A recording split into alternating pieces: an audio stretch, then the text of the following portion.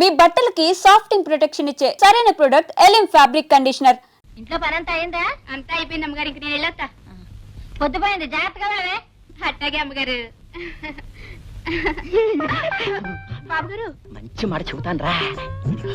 బాగా పొద్దుపోయింది, ఇంటికి వెళ్ళాలంటే భయంగా ఉంది అని చేత మేడ మీద ఈ రోజు ఇక్కడే పడుకుంటారని అమ్మగారితో చెప్పి నువ్వు మేడ మీదకి వెళ్ళి పడుకో, నేను నెమ్మదిగా పాక్కుంటా వస్తాను, సరేనా? అమ్మగారికి అనుమానం రాకుండా నేను బయటికి వెళ్ళి అడుగు మీద కూర్చుంటాను. నువ్వు నా కోసం ఎదురు చూస్తూ ఉంటావుగా నా చిలక్క.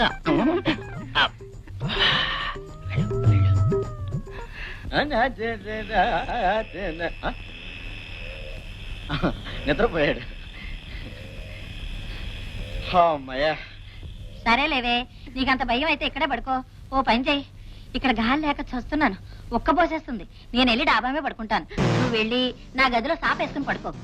అమ్మగారు మరి ఇదిగో ఇంకేం మాట్లాడుకో, నేను చెప్పినట్టు చెయ్యి, వెళ్ళు. ఇంకో 15 నిమిషాల్లో మేడ మీదకి మెల్లగా జారుకోవచ్చు. ఏటో మల్లయ్య తీరుబడిగా కూర్చున్నావు ఏమిటి? సరే గాని ఏమిటి వేళకాని వేళ ఇలా ఊడిపడ్డా? వేళ నీతో కబుర్లు చెప్పడమేనయ్యా నా పని. నిద్ర వస్తుంది, వెళ్ళి పడుకుంటానే. చిన్నపిల్లలాగా నీ నిద్ర నేను పొగడతాగా.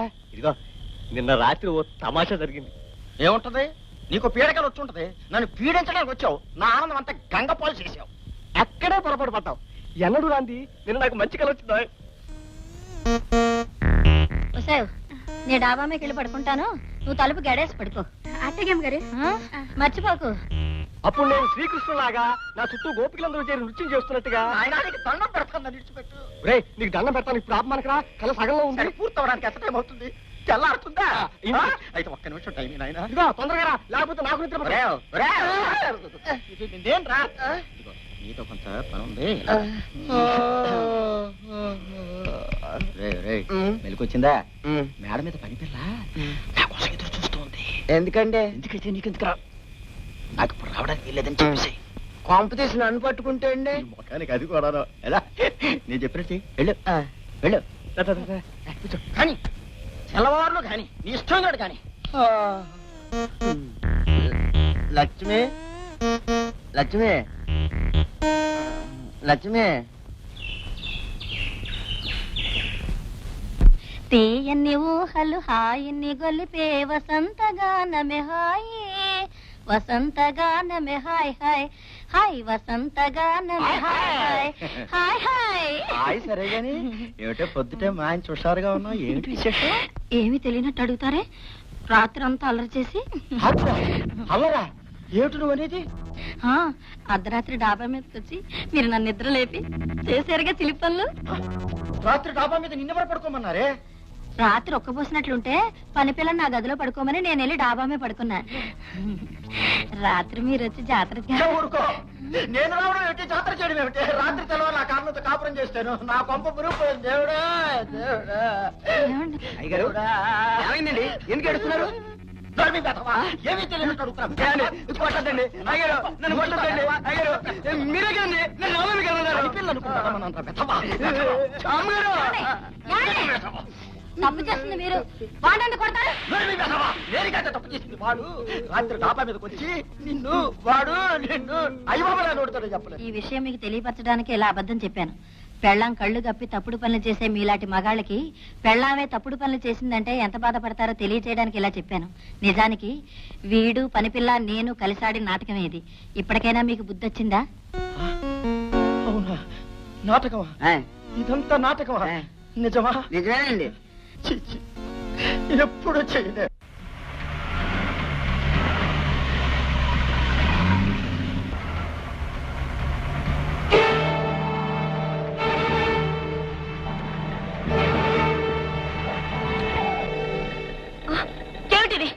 ప్రాణాల మీద ఆశ ఉంటే చెప్పినట్టు పోనీ పోనీ పోనీ.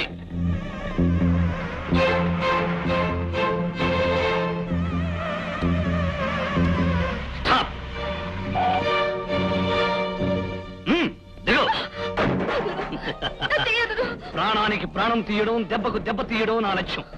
నా చెల్లెల్ని అన్యాయంగా నాశనం చేశాడు ఈయన. వాడి చెల్లెలైన నీకు కూడా దిగత పెట్టిస్తాను.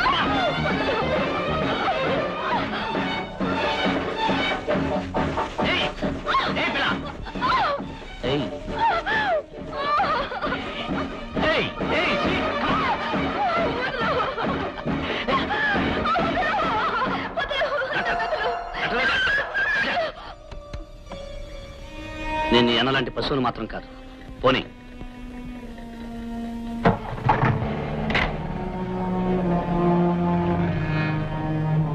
అప్ చేయి. దిగు. దిగమంటుంటే ఊరుకో బాబు, ఊరుకో బావా, బాబు. నా మనవడికి జ్వరం తగ్గలేదు బాబు, పొద్దున్న నుంచి ఒకటే ఏడుపు. కంగారు పడుకోవా, డాక్టర్ గారిని తీసుకొచ్చాను.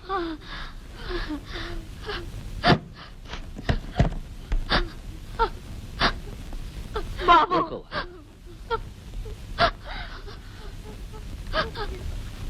మరేం పర్వాలేదు. ఇదేం ప్రమాదకరమైన జ్వరం కాదు, సంధి జ్వరం. ఒక ఇంజెక్షన్ ఇస్తానో తగ్గిపోతుంది.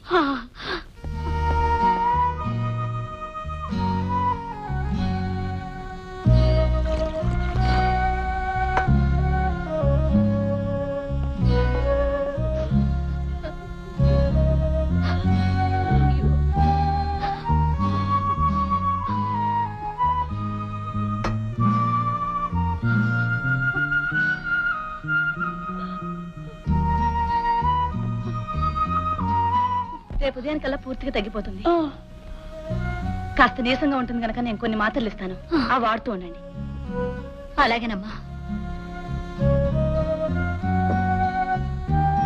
నేను వెళ్ళొస్తానమ్మా. అమ్మా, డాక్టర్ అమ్మా, చావు బతుకుల్లో ఉన్న నా మనవడికి ప్రాణదానం చేశావమ్మా. తల్లి అనేది జన్మనిస్తుంది, ఆ దేవుడు అనేవాడు అది కాపాడతాడు. ఈ రోజు నా మనవడికి ప్రాణదానం చేసిన నువ్వు దేవతవమ్మా, నువ్వు దేవతవి.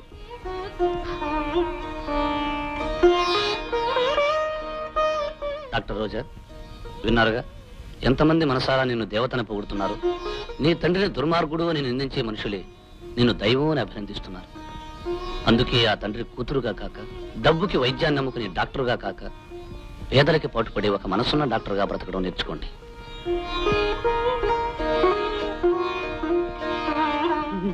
ఎరా, ఇంతకాలం నా సొమ్ము తిని ఒళ్ళు పెంచుకుని వాడు నా కూతురు ఎత్తుకుపోతుంటే ఏమీ చేయని దద్దమలా తిరిగొస్తారా? పుణ్యాతకి వాడిని కుక్కని కాల్చినట్టు కాల్చి నా కూతురుని నేనే రక్షించుకుంటాను.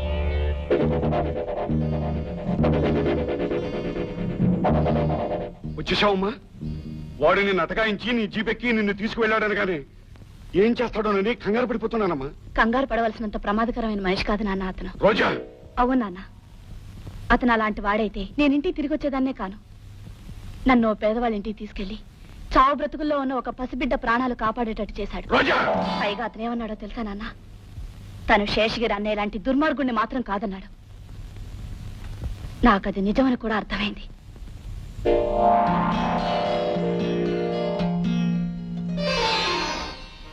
డాక్టర్ రోజా, అనుక్షణం కష్టపడుతూ కడుపు నిండా తిండి లేక అనారోగ్యంతో బాధపడే పేద ప్రజానీకానికి సేవ చేయడానికి వచ్చిన దేవతలు. ఆ తండ్రికి కూతురుగా కాక, డబ్బుకి వైద్యాన్ని నమ్ముకునే డాక్టరుగా కాక, పేదలకి పాటుపడే ఒక మనస్సున్న డాక్టర్గా బ్రతకడం నేర్చుకోండి.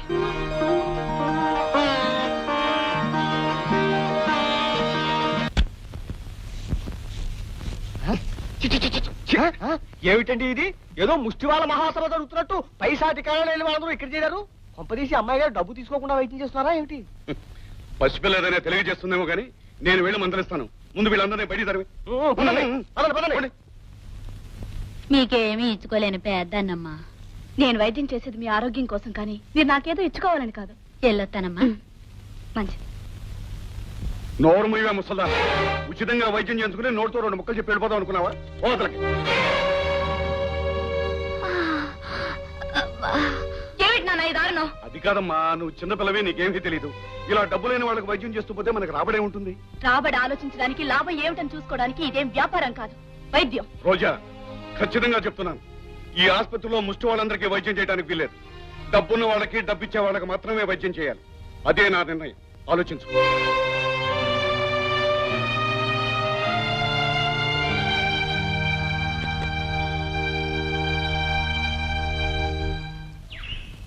అయ్యారు అయ్యారు, అమ్మాయి గారు పెట్టే బాగా తీసుకుని వెళ్ళిపోతారు. త్వరగా రోజా, ఎక్కడికి వెళ్తున్నావు? పట్టణానికి. ఎందుకు? అక్కడ ధర్మాసుపత్రిలో పనిచేయడానికి. సొంత ఆసుపత్రి వదిలేసి ధర్మాసుపత్రిలో పనిచేయాల్సిన కర్మ నీకేం పట్టింది? సొంత ఆసుపత్రిలో నాకు స్వతంత్రం లేదు గనక. నువ్వు వెళ్ళిపోతే ఇక్కడ మన ఆసుపత్రి ఎవరు నడిపిస్తారు? ఆ ఆసుపత్రి నడిపించడానికి కావలసింది డాక్టర్లు కాదు, కసాయి వాళ్ళు. రోజా, అవును నాన్న, ఇందాక నా కళ్ళ ముందే నా పేషెంట్ అవమానించావు. అందుకే మానవత్వం లేని ఆసుపత్రిలో పనిచేస్తే నేనిచ్చే మందులు కూడా పనిచేయవని తెలుసుకున్నాను. అయితే ఇదంతా భరత్గాడి పన్నాగం అన్నమాట. అన్యాయాన్ని సాధించిన మనిషికి నీతిని బోధించే హక్కు ఉంటుంది నాన్న. నాన్ననే విషయం నీ గుర్తుంటే నా పరువును సవాల్ చేస్తూ నువ్వు ఇలా గడప దాటడానికి ప్రయత్నించేదాను కాదు. మీకు మీ కూతురు కంటే మీ పరువే ఎక్కువ కాబట్టి మీ పరువు మీ దగ్గరే ఉంచి కేవలం డాక్టర్ రోజాగానే ఈ గడప దాటుతున్నాను.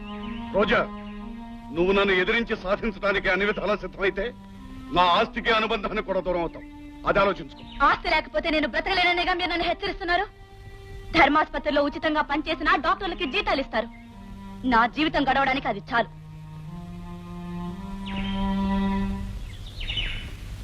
అయ్యగారు, అమ్మాయి గారు కొంతకాలం పాటు మన నుంచి దూరంగా ఉండడమే మంచిది. ఎందుకంటే తమరిని మాత్రం ఎదిరించే శక్తి ఆ భరత్ గాడి వల్లే వచ్చింది. ఆమె ఇక్కడే ఉంటే ఖచ్చితంగా వాడి మాటలు విని మరింత మారిపోతుంది. అందుకని ప్రస్తుతానికి వెళ్ళటమే మంచిది. భరత్, భరత్, ఏమిట్రా త్యాగు, ఏమైంది? డాక్టర్ అమ్మ వాళ్ళ నాన్నతో గొడవపడి పట్టణం వెళ్ళిపోతుందంట. అలాగా? హే రాముడు భీముడు, పద.